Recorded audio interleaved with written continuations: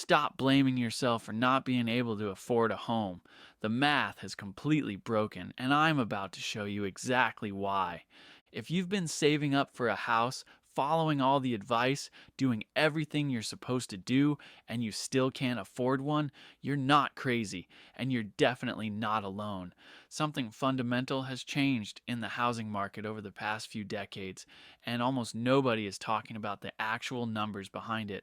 So let me break down exactly what happened because once you see these numbers, everything is going to make sense. Here's the thing that nobody wants to admit. Back in the 1970s, the median home price in the United States was around 3 times the median household income. That means if the average family made $30,000 a year, the average house cost about $90,000. The math was simple. You could save up for a few years, get a mortgage, and own a home. It wasn't easy, but it was achievable for regular people with regular jobs. Today, the median home price is nearly 8 times the median household income in many cities. In some places, it's even worse, 10 times, 12 times, or more. The median household income in America right now is around $75,000.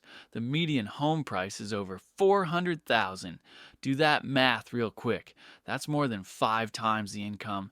And in cities like San Francisco, Los Angeles, New York, Seattle, Austin, we're talking about multiples that are absolutely insane. So when people tell you to just save more or skip your daily coffee or stop eating out, they're missing the entire point. The game has fundamentally changed, and it's not your fault. Let me walk you through exactly what happened step by step so you can see how we got here. First, let's talk about wages.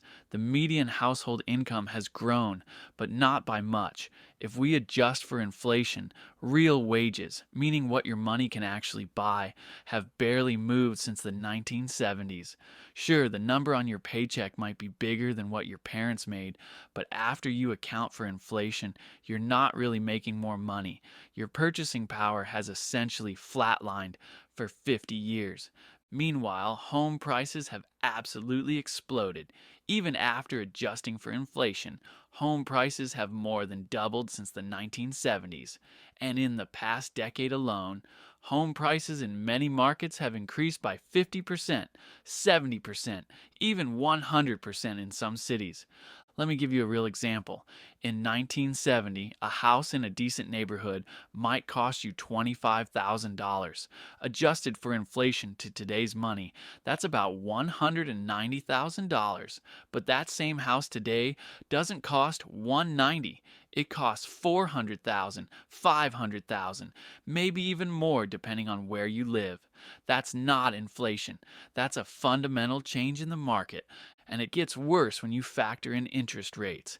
Now, I know what you're thinking. Didn't interest rates used to be higher? Yes, they were. In the 1980s, mortgage rates were insane, sometimes 15% or more. But here's what people forget. Home prices were much lower back then. So even with a high interest rate, your actual monthly payment as a percentage of your income was still manageable. Let me show you the math. Say you bought a house in 1985 for $90,000 with a 15% interest rate. Your monthly payment would be around $1,100. Sounds like a lot, right? But the median household income back then was about $28,000. So your mortgage was roughly 47% of your gross income before taxes. Tight, but doable. Now let's look at today.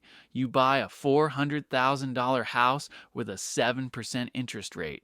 Your monthly payment is about $2,660. The median household income is $75,000. So your mortgage is 42% of your gross income. Wait, that's actually lower, right?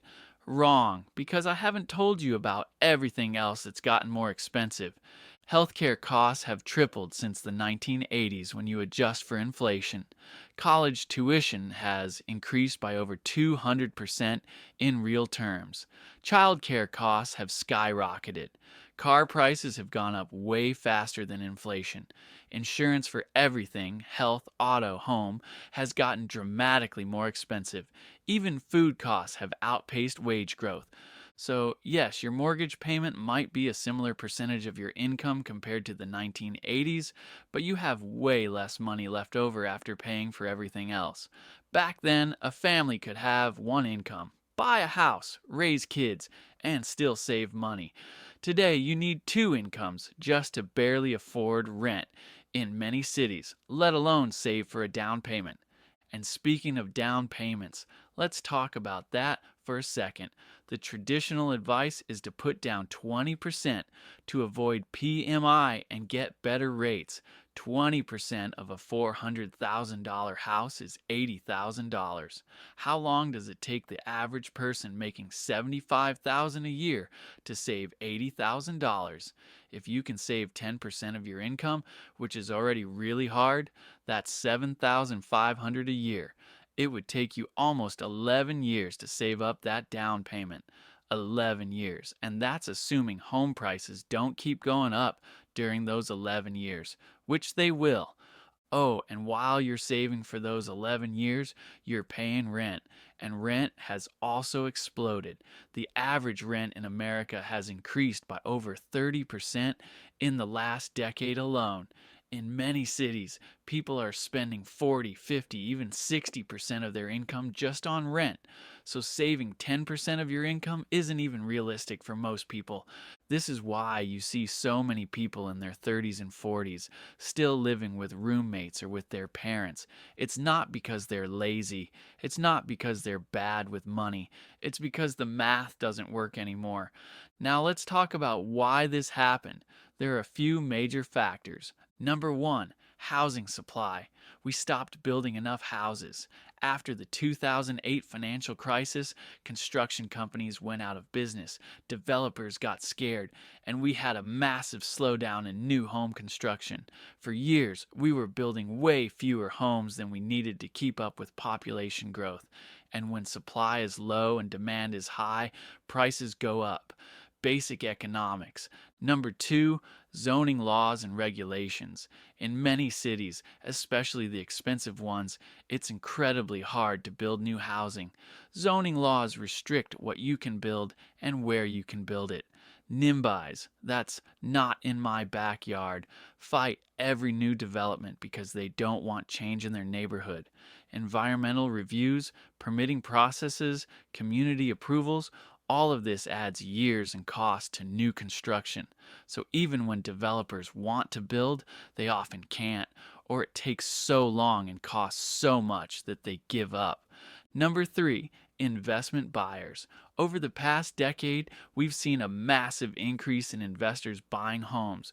We're talking about big companies, hedge funds, private equity firms, even foreign investors buying up single family homes as investment properties. When a company can pay cash and close in a week, they beat out regular families every single time. And these companies aren't buying homes to live in them, they're buying them to rent out or to hold as assets. This takes homes off the market that would otherwise go to families. Number four, short term rentals. Airbnb and similar platforms have turned millions of homes into vacation rentals.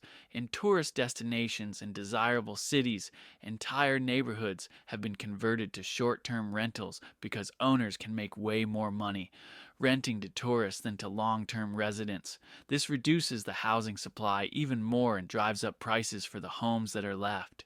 Number five, low interest rates for a long time. From 2008 until recently, the Federal Reserve kept interest rates super low to stimulate the economy.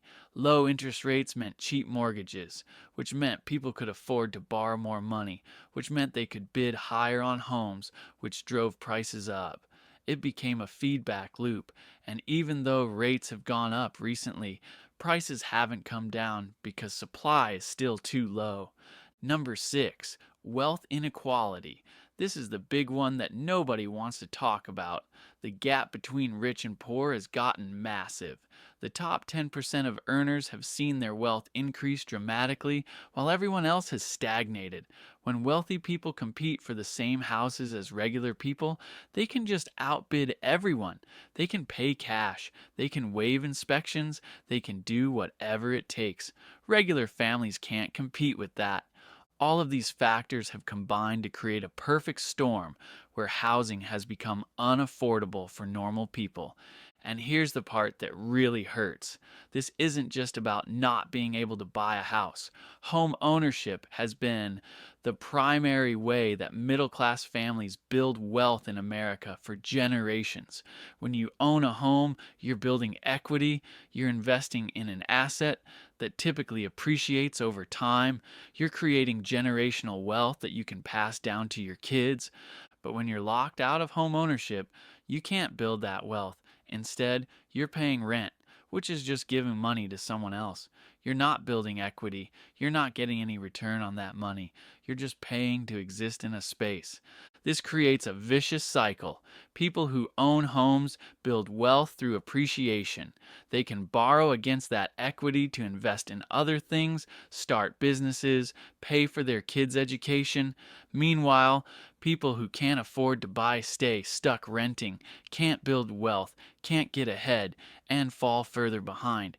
We're creating a society where wealth is increasingly concentrated in the hands of people who already own property, while everyone else gets permanently locked out.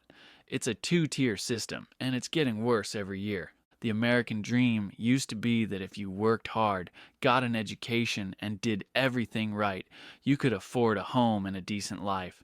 But that dream is mathematically impossible for millions of people now. You can do everything right. Get good grades, go to college, get a stable job, save money, avoid debt, and still not be able to afford a home in the city where you work. That's not a personal failing. That's a systemic failure. So, what does all this mean? It means we need to stop pretending this is about personal responsibility or avocado toast or laziness. The system is broken. The math doesn't work anymore. And until we make serious changes to housing policy, zoning laws, and how we think about housing in America, this problem is only going to get worse. We need to build more housing. We need to make it easier and cheaper to build. We need to address zoning restrictions. We need to regulate short-term rentals. We need to limit institutional investors from buying up single-family homes. We need to think about housing as a human need, not just an investment vehicle for wealthy people. Because right now we're creating a generation of people who will never own homes, never build wealth, and never have the same opportunities their parents had. And that should concern everyone, whether you own a home or not, because it's going to have massive economic and social consequences down the road. The bottom line is this: if you feel like you're falling behind, even though you're doing everything right, you're not imagining it. The numbers prove it. The system has changed, and it's not in your favor. Understanding that doesn't solve the problem, but at least you know you're not crazy. And maybe, just maybe, if enough people understand what's really happening, we can start demanding the changes we need to fix it. If this opened your eyes, hit subscribe for more real talk about money.